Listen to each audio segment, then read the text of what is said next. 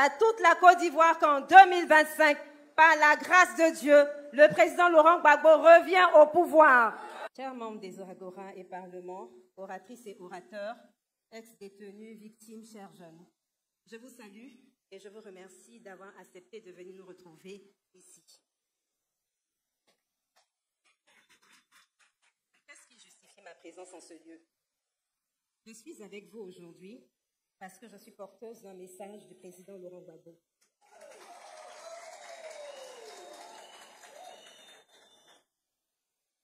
Le président Laurent Gbagbo me charge de vous exprimer toute sa compassion. Il sait que vous avez tous traversé des moments très difficiles parce que vous avez eu pour seul tort de l'avoir choisi comme leader. Il me charge aussi de vous remercier. Le président Laurent Gbagbo me charge aussi de vous remercier parce que malgré toutes les méchancetés que vous avez subies, malgré toutes les épreuves que vous avez traversées, vous ne l'avez pas abandonné. Vous êtes resté debout pour lui et avec lui. Je m'associe au président Laurent Gbagbo pour vous dire infiniment merci. Nous vous disons merci et nous vous disons Yako. Nous vous félicitons également d'avoir tenu bon. Certaines personnes diront pourquoi est-ce maintenant que nous venons vous dire merci et Yako. À ces personnes, je réponds toujours que Dieu fait toutes choses bonnes en son temps.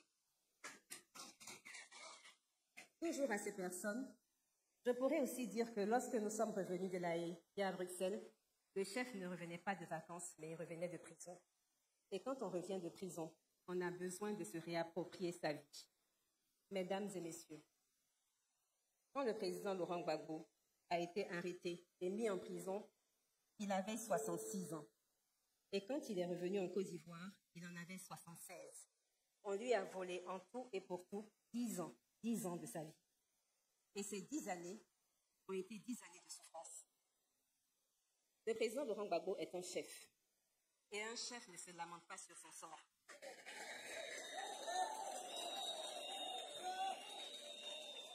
C'est pour cette raison que vous n'entendrez jamais le président Laurent Gbagbo se plaindre de ses souffrances.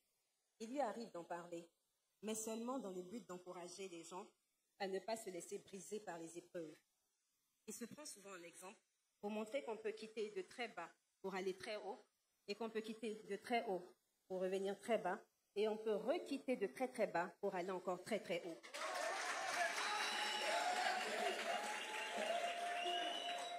Mais depuis son retour de la prison de Scheveningen, l'avez-vous vu? Vous relatez une seule fois ce qu'il a enduré là-bas. Il est vrai qu'un chef ne parle pas de ses souffrances. Il est aussi vrai que lorsqu'on a la grâce d'être à côté d'un grand homme, comme le président Laurent Gbagbo, on se doit de parler de lui, de témoigner pour lui. De grands hommes comme le président Laurent Gbagbo sont rares.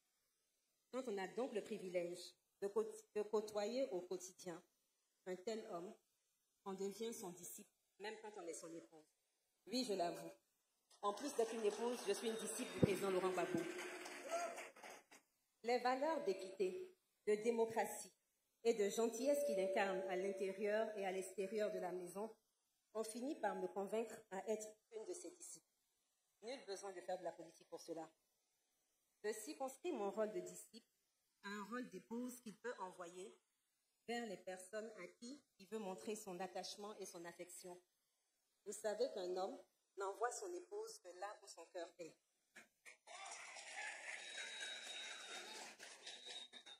Si vous me voyez aujourd'hui devant vous, c'est parce que vous êtes cher au cœur du président Laurent Gbagbo.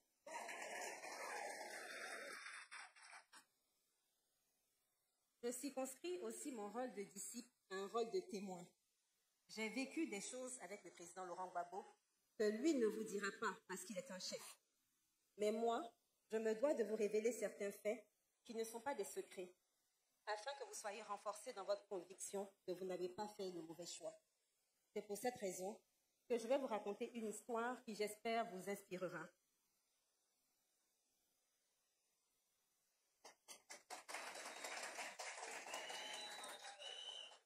En avril 2011, le président Laurent Gbagbo est incarcéré à Korogo. En novembre 2011, il est transféré à la prison de Scheveningen.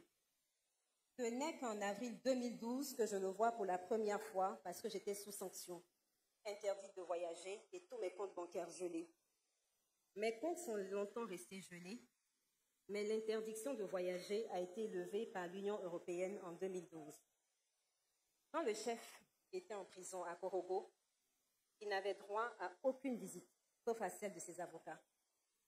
Il fallait que nous attendions que ses avocats lui rendent visite, et cela une seule fois par mois, pour que nous puissions avoir de ses nouvelles pour savoir s'il était en vie ou pas. Je vous assure que la prison de Korogo a été la pire prison pour moi. En plus de l'interdiction de voyager, il n'avait pas le droit de téléphoner. Petite anecdote. J'avais un numéro de téléphone que le président Laurent Gbagbo connaissait par cœur. Et ce numéro était aussi connu par beaucoup de personnes. Mes proches me demandaient de me débarrasser de ce numéro ivoirien que j'avais par mesure de sécurité, mais je refusais de le faire parce que je me disais que s'il était autorisé que le président passe un coup de fil, c'est ce numéro qu'il composera. Et c'est ce qui fut fait le 30 novembre 2011, jour de son arrivée à la prison de Scheveningen. Au petit matin, vers 3h ou 4h, mon téléphone sonne et je vois un numéro portant l'indicatif de la Hollande. Je n'ai pas de doute, c'est lui, c'est le président. Je m'empresse de décrocher et j'entends le chef rire à l'autre bout du fil et il me dit toujours en riant, « Nadi, ici au moins je suis entre les mains de personnes civilisées. »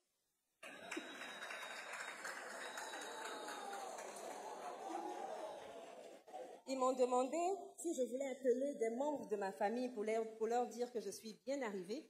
Et voilà, je t'appelle. Moi qui devais pleurer. Lui qui devait pleurer sur son sort parce qu'on nous a toujours dit qu'on ne revient jamais de la CPI. Le voilà en train de me faire rigoler. Le voilà en train de me faire rire. Je vous avoue que la CPI qui représentait l'horreur pour moi est devenue en quelques secondes un lieu de bonheur. Je riais et je pleurais à la fois parce que la communication interrompue depuis avril 2011 venait d'être rétablie. Je riais parce que le président Laurent Gbagbo venait de me transmettre de la joie, donc de la force, malgré son état de faiblesse. Je ne le voyais pas, mais au moins je l'entendais et il en profitait pour me demander de transmettre des messages à ses camarades du parti. Malgré la prison, malgré la déportation, votre chef n'a pas faibli. Il est resté volontaire pour continuer la lutte. Cependant, je n'imaginais pas la souffrance dans laquelle il vivait. Étant interdite de voyage, c'est ma sœur aînée qui partait le voir, mais à chaque fois qu'elle revenait de la prison, elle était en pleurs. Elle pleurait des jours et des jours. Je ne comprenais pas pourquoi elle pleurait autant. Il a fallu que moi-même j'arrive d'Accra, où j'étais d'abord en exil à La Haye, pour voir de mes yeux, en avril 2012, ce qui faisait tant pleurer ma sœur.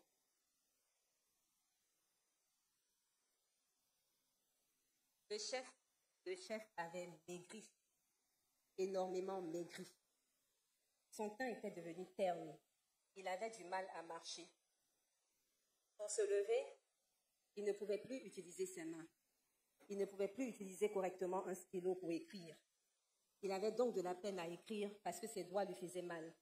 Il était totalement déboussolé. À la sortie de la visite, un garde de la prison m'avait vu que j'étais découragée, pratiquement en pleurs, et il m'a confié qu'il a beaucoup d'admiration pour le président Laurent Gbagbo parce que c'est un monsieur fort de caractère. Parce qu'au vu de l'état dans lequel il est arrivé de Côte d'Ivoire, il a été surpris de voir le chef se tenir debout quand on l'a présenté pour la première fois au juge de la CPI. C'est justement ce jour-là que le chef a parlé pour la seule et unique fois au tribunal de La Haye, où il a dit qu'on ira jusqu'au bout. Et encore, quand un homme marche, il laisse des traces. Je me dois également de témoigner que la CPI s'est empressée de trouver un kiné pour que ce dernier réapprenne au président Gbagbo à utiliser tous les membres de son corps malgré la douleur. Quand le chef est sorti de prison, c'est avec la même volonté de ne pas se laisser démolir physiquement, qu'il a continué ses séances de kiné à Bruxelles et il a réappris à marcher un peu plus vite sur de longues distances.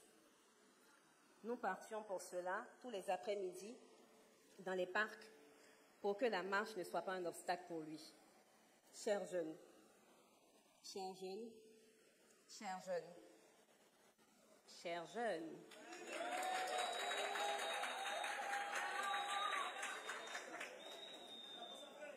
vous pour qui le président Laurent Gbagbo a tenu et n'a pas voulu abandonner la lutte parce que vous êtes l'avenir de ce pays. Vous pour qui il a promis se battre jusqu'au bout afin de vous laisser un pays apaisé, afin que plus jamais vos libertés individuelles ne soient bafouées. Voici une des choses que le président Laurent Gbagbo ne vous dira pas et que moi, je me dois de vous dire. Chers jeunes, chers amis, j'entends certains adversaires du président Laurent Gbagbo se moquer de la démarche lente de notre chef parce que, disent-ils, il est vieux. Non, ce n'est pas l'âge qui fait que le président Laurent Gbagbo marche aussi lentement. Oui, c'est vrai qu'il n'est plus très jeune, mais c'est la prison à Korogo qui lui a laissé des séquelles. Il n'est pas le plus âgé de la classe politique ivoirienne ou le président le plus âgé du monde. Il est l'un des hommes politiques à avoir été le plus éprouvé. Sa vie n'a été que combat et sacrifice pour le peuple ivoirien. En disant qu'il marche parce qu'il est vieux, ses adversaires veulent nous faire oublier ce qu'ils lui ont fait subir. Notre chef porte les traces de leur injustice. Notre chef porte les traces de leur oppression. À chaque fois que le président Laurent Gbagbo marchera lentement, ce sont eux qui devraient en avoir honte et se taire. Et vous, à chaque fois que vous verrez le président Laurent Gbagbo marcher lentement, vous devez en être fiers parce que la lenteur de sa démarche est le signe de sa résilience. Militantes, militants, soyons fiers de la force de caractère de notre chef. Ils l'ont touché physiquement, mais ils n'ont pas atteint sa santé, ils n'ont pas atteint son cerveau, Dieu merci. Malheureusement pour eux, le président Laurent Gbagbo a toute sa lucidité. Ils l'ont touché physiquement, mais ils n'ont pas atteint son cœur. Malheureusement pour eux, le chef est resté un homme bon. Malgré le fait que le président Laurent Gbagbo soit aussi une grosse victime de la crise post-électorale, il a pardonné à tous ses adversaires sans exception. Il est sans rancune, sans rancœur et sans ressentiment.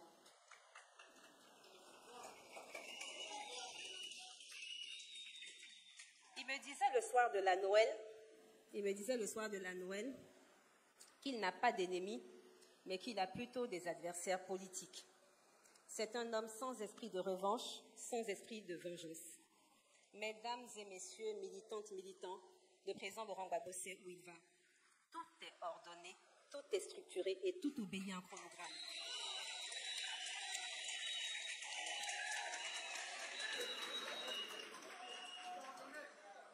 Quand il est arrivé à Abidjan, sa première préoccupation, d'abord quand il a été autorisé par la Cour pénale internationale à rentrer en Côte d'Ivoire, à défaut de se déplacer, il a fait un communiqué pour remercier toutes les sœurs et tous les frères de la diaspora.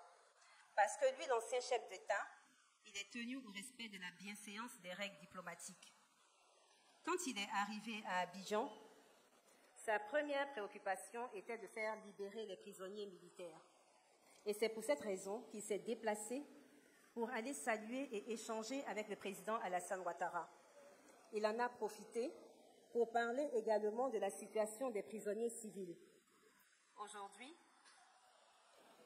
Aujourd'hui, nous pouvons nous réjouir parce que la grande partie des prisonniers est libre. Les derniers qui restent seront libérés dans quelques mois, Inch'Allah.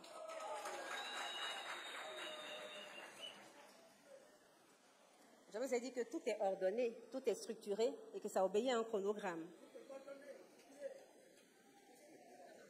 Après ça, il a ensuite créé avec ses camarades le Parti des peuples africains de Côte d'Ivoire parce qu'il lui fallait un instrument de lutte pour achever son combat pour la démocratie.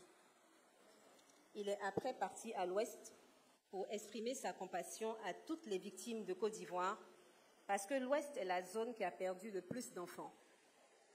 En choisissant Djuekwe, ville symbole, ville martyre, c'est comme s'il rendait visite à toutes les victimes de Côte d'Ivoire. Il y a quelques mois, vous lui avez demandé d'être votre candidat et il a accepté d'être notre candidat à l'élection présidentielle d'octobre 2025. Qu'est-ce qu'il lui reste à faire maintenant? Il a accepté d'être candidat, il a salué. Qu'est-ce qu'il lui reste à faire maintenant? Ce qui lui reste à faire, c'est de vous remercier et de compatir à vos souffrances, mais en actes. Pour le président Laurent Gbagbo, la meilleure manière de remercier le peuple de Côte d'Ivoire, c'est de gagner l'élection présidentielle pour instaurer la démocratie. Pour le président Laurent Gbagbo, la meilleure manière de compatir, c'est de gagner l'élection présidentielle pour réparer tout le mal qui a été fait à la population ivoirienne en dédommageant toutes les victimes des crises successives que la Côte d'Ivoire a connues, sans exclusion, peu importe leur appartenance politique ou religieuse. Pour le président Laurent Gbagbo, il doit gagner l'élection présidentielle pour offrir à la jeunesse un avenir prometteur, débarrassé du favoritisme, pas besoin d'être accepté dans un réseau, de connaître une personne au pouvoir, d'être de la bonne ethnie, d'être un enfant d'eux, pour travailler, pour entreprendre ou pour réussir un concours.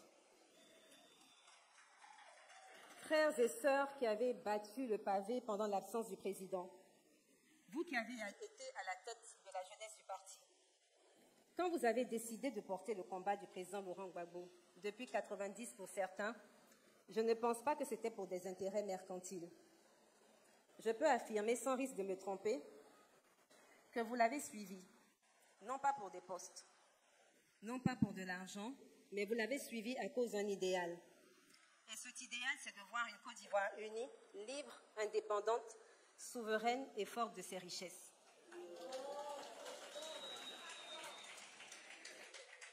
À cause de cet idéal non encore atteint, je me retrouve aujourd'hui ici parmi vous, au nom du président Laurent Gbagbo, pour vous dire de tenir bon. Nous y sommes presque.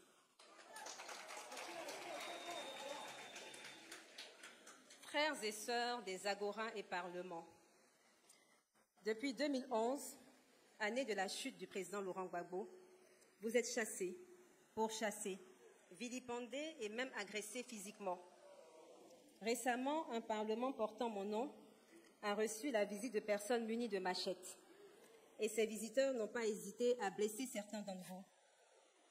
Le chef sait que vous avez porté plainte et que la plainte est restée sans suite. Malgré cela, il vous félicite de n'avoir pas rendu votre coup en utilisant aussi des machettes. Le œil pour œil, dent pour dent, n'est pas la maxime préférée du président Laurent Gbagbo quand il s'agit de violence. Sa maxime n'est pas non plus « si on te gifle sur la joue droite, tends la joue gauche ». Pour le président Laurent Gbagbo, dans une république, la force doit rester à la loi. En attendant que la loi reconnaisse le tort qu'on vous a fait, le président Laurent Gbagbo vous dit Yako et vous rassure que même si la justice est lente, elle finit toujours par faire son travail. En octobre 2025, quand le président Laurent Gbagbo gagnera l'élection présidentielle, si Dieu le veut, il ne mettra pas en place une justice basée sur du œil pour œil, dent pour dent. Il ne mettra pas en place une politique extrajudiciaire où c'est la force brutale qui règne. Avec le président Laurent Gbagbo, on ne dira pas « la force fait loi », mais plutôt « force à la loi ». Il mettra en place une justice indépendante du pouvoir exécutif et une justice équitable. Chers ex-détenus, à vous qui avez été mis en prison pour des raisons diverses et de manière injuste, le président Laurent Gbagbo vous demande de reprendre courage. Il sait que la prison n'est pas facile et que la sortie de prison est encore plus dure parce que la réinsertion dans la société est difficile. Surtout que certaines personnes parmi les détenus ont perdu leur travail, leur économie.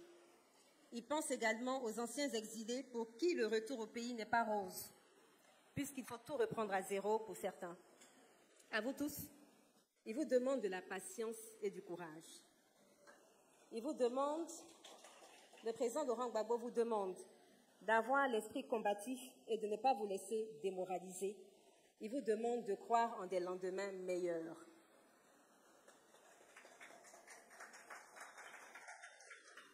À vous qui avez été blessé, amputé d'un membre, martyrisé, le président Gbagbo compatit à votre douleur et prie le Seigneur notre Dieu de vous apaiser.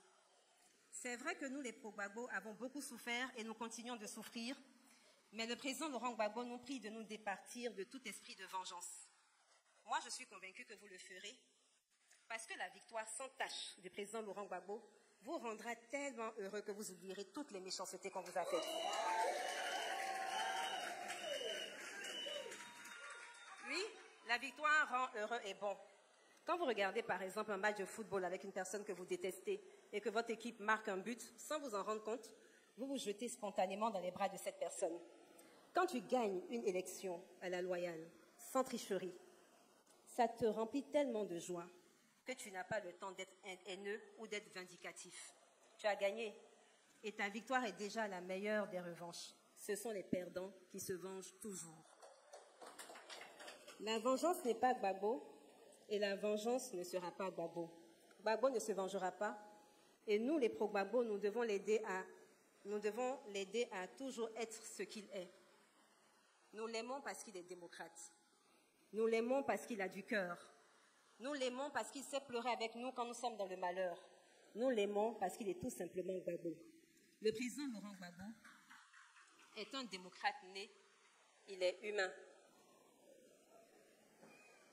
J'entends des gens le critiquer en disant qu'il a eu tort d'être démocrate et trop humain. Non, il n'a pas eu tort d'être démocrate. Il n'a pas eu tort d'être un homme pacifique. Sa gestion humaniste, quand il était à la tête de la Côte d'Ivoire, à la tête de l'État de Côte d'Ivoire, l'ont sauvé. S'il avait été un dictateur, s'il avait usé de la violence pour soumettre son peuple, s'il avait tué, il serait resté en prison à la CPI. Mesdames, messieurs, vous ne devez jamais aduler la dictature. Et il ne faut jamais penser qu'il faut être dictateur pour qu'un pays africain soit stable. L'Afrique mérite aussi d'avoir des présidents démocrates. La dictature est mauvaise à tout point de vue. La première chose que la dictature attaque, c'est la parole. Alors que la parole, c'est ce qui singularise l'être humain. La dictature combat la pensée plurielle. Et l'arme la plus absolue de la dictature, est-ce que vous savez? L'arme la plus absolue de la dictature, c'est le divertissement. Divertir au maximum le peuple pour l'empêcher de penser, donc de parler. Quand on ne pense plus et qu'on ne parle plus, c'est qu'on n'existe plus. Dans la Bible, on dit, au commencement était la parole et la parole était avec Dieu et la parole était Dieu. Chez les musulmans, on ne dit pas autre chose. Chez les musulmans, il est dit que Allah a singularisé l'homme par l'éloquence et lui a accordé le bienfait de s'exprimer clairement. Par la grâce de son Seigneur, il peut parler intelligemment et éloquemment. Par l'éloquence, l'homme est passé du stade de l'animal muet à celui de l'être éloquent conformément à sa parole. Pour le président Laurent Gbagbo, la parole est importante. Elle doit être libérée. C'est pour cette raison que le président Gbagbo aime beaucoup le refrain de la chanson Excellence du groupe VDA qui dit « Est-ce que, je peux parler? Est-ce que, je peux parler? »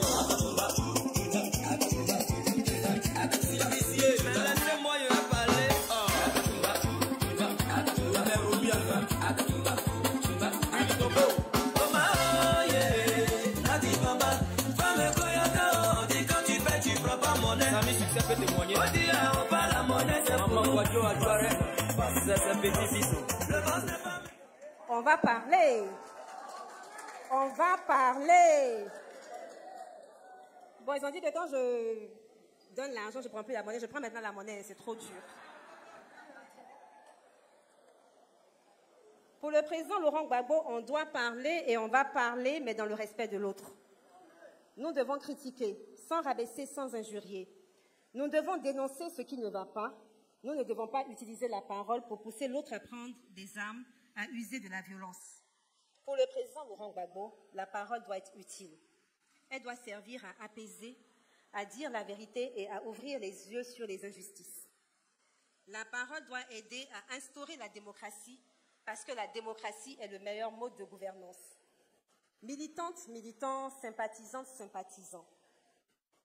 Quand ton candidat a un bon programme, quand ton candidat est apprécié, quand ton candidat est celui qu'il faut au peuple, tu n'as pas besoin d'agresser verbalement et physiquement les partisans des adversaires. Tu n'as pas le temps de rabaisser l'autre candidat. À cette élection présidentielle où nous allons et que nous voulons inclusive, nous, militants du PPACI, nous avons tant de bonnes choses à dire sur notre candidat. Nous avons choisi le bon candidat. Par la grâce de Dieu, nous avons choisi le candidat qui va gagner.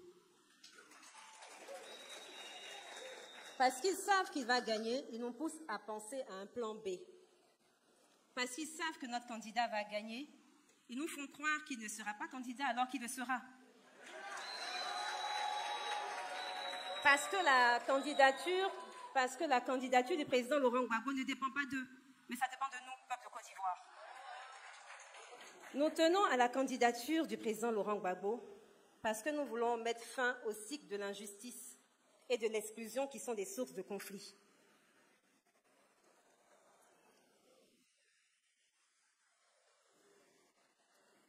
Autant nous nous réjouissons de notre diversité et de la bonne intégration de nos frères africains, autant nous devons nous battre pour qu'aucun Ivoirien ne soit exclu d'eux et dans son propre pays.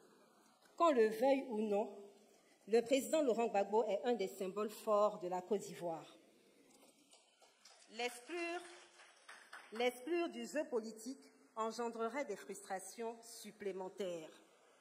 Cela risque d'anéantir totalement la cohésion sociale qui est déjà chancelante. Et cela mettra à mal cette intégration qui a toujours fait le charme et la fierté de la Côte d'Ivoire. Moi, Adjana Diani Bamba, épouse Gbagbo, je suis Maouka de Touba.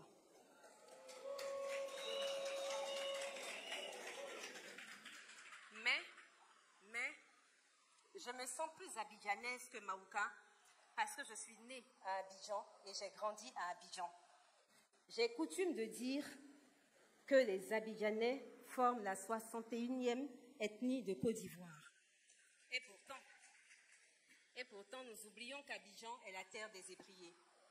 J'en profite pour exprimer toute la compassion du président Laurent Gbagbo à tous ses parents ébriers qui ont récemment perdu leur village à cause des déguerpissements. Cette interconnexion entre les différentes ethnies, entre les autochtones et les allogènes, entre les naturalisés et les Ivoiriens d'origine, ne doit pas se briser au profit d'intérêts politiques. Nous tenons donc à la candidature du président Laurent Gbagbo pour qu'aucun Ivoirien ne soit lésé au profit d'un autre Ivoirien, peu importe son origine. Le président Laurent Gbagbo est candidat pour réparer les injustices et les blessures. Il est candidat pour les libertés individuelles. Il est candidat pour apporter de l'humanisme à la politique. À la place de la peur, notre candidat suscitera l'espoir. À la place de la pauvreté, il fera travailler l'argent pour que cet argent circule de votre poche à la poche de votre concitoyen. À la place des prisons, le président Laurent Gbagbo construira des centres de formation. À la place de la mort, par faute de moyens financiers pour se soigner, il appliquera l'assurance maladie universelle. À la place de l'analphabétisme, il imposera l'école gratuite et obligatoire. À la place du désespoir de la jeunesse, il donnera du travail en créant une banque de l'emploi. À la place du divertissement, âme préférée de la dictature, il favorisera le savoir, outil par excellence de la démocratie en construisant de vraies universités. En somme, à la place d'un pouvoir aux mains d'un clan, il redonnera au peuple le pouvoir que le peuple lui donnera. Oratrice, orateur, oratrice, orateur, oratrice, orateur. Votre force, c'est la parole. N'ayez pas de complexe. Vous n'êtes pas des fous, vous n'êtes pas des vagabonds, Vous n'êtes pas des paresseux, non, vous n'êtes pas des délinquants. On vous accuse de vouloir endoctriner des populations, ce n'est pas vrai. Qu'est-ce que vous êtes alors? Vous êtes des éveilleurs de conscience. Vous êtes les voix du sang-froid. Vous êtes les amplificateurs de ce qu'on dit tout bas et qu'on a peur de dire tout haut.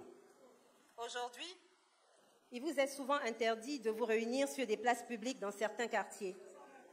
Ce n'est pas grave, parce que vous devez apprendre à être pragmatique. À toute situation, une solution. Vous devez vous adapter. Votre parole peut être lourde de sens, mais n'est pas lourde en poids. Vous pouvez porter la parole en vous déplaçant. La parole n'est pas statique, la parole est mobile. Pour véhiculer un message, nul besoin de faire du surplace. Déplacez-vous, bougez, innovez pour faire circuler vos paroles, vos pensées. Chers jeunes oratrices, orateurs, responsables des parlements et agora, militantes, militants, mesdames et messieurs, le président Laurent Gbagbo, qui ne peut pas être partout en même temps, a besoin de vos pieds, de vos mains, de votre voix, de vos ordinateurs. Le président Laurent Gbagbo a besoin de votre art oratoire, de votre plume, de votre engagement pour diffuser la bonne nouvelle. Vous devez aller partout, partout, dans toutes les maisons, dans tous les quartiers, dans tous les villages, dans toutes les villes, pour annoncer à nos parents que l'espoir est en train de renaître en Côte d'Ivoire. Est-ce que vous êtes prêts à vous déplacer de maison à maison? Est-ce que vous êtes prêts à vous déplacer de maison à maison pour annoncer à nos parents que le changement, c'est pour bientôt?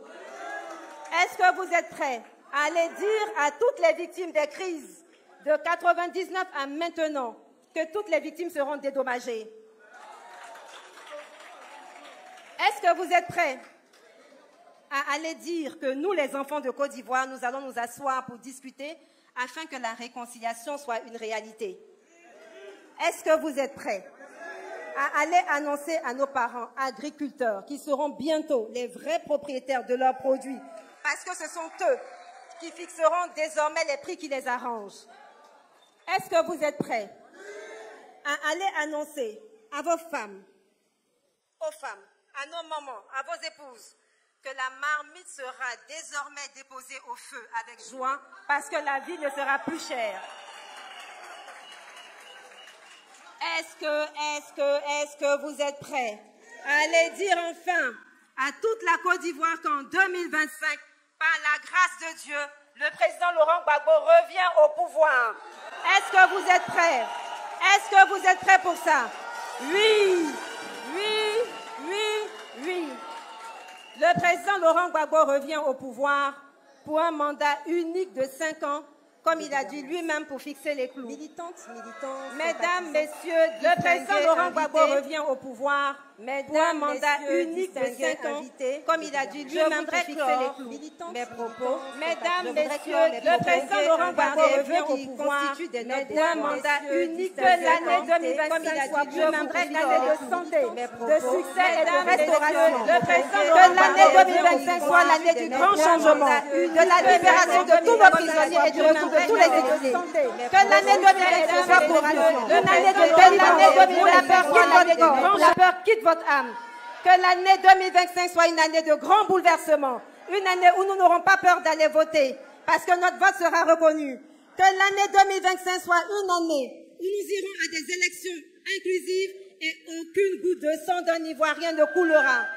Que l'année 2025 soit une année où une ethnie ne sera pas supérieure aux autres ethnies, parce que nous sommes tous des Ivoiriens. Que l'année 2025 soit l'année des grandes retrouvailles du nord au sud, de l'est à l'ouest, en passant par le centre, sans oublier les naturalisés. À toi la victime, à toi les prisonniers, à toi l'orateur, à toi patron d'Agora et de Parlement, à toi le jeune, à toi qui souffre aujourd'hui, je suis venu te dire que le temps de la souffrance est terminé. En 2025, ton destin est en tes mains. En 2025, si tu veux, tu peux. En 2025, si tu veux, tu peux. En 2025, tu te lèves. En 2025, nous nous levons. En 2025, nous reprenons notre marche vers la démocratie. En 2025, nous reprenons notre marche vers la prospérité et plus personne ne nous arrêtera. Plus personne ne nous arrête. Nous avançons, nous marchons Nous marchons vers la victoire, Inch'Allah. Nous marchons vers le pouvoir parce qu'en 2025, Gbagbo is back. Que Dieu vous bénisse. On est ensemble.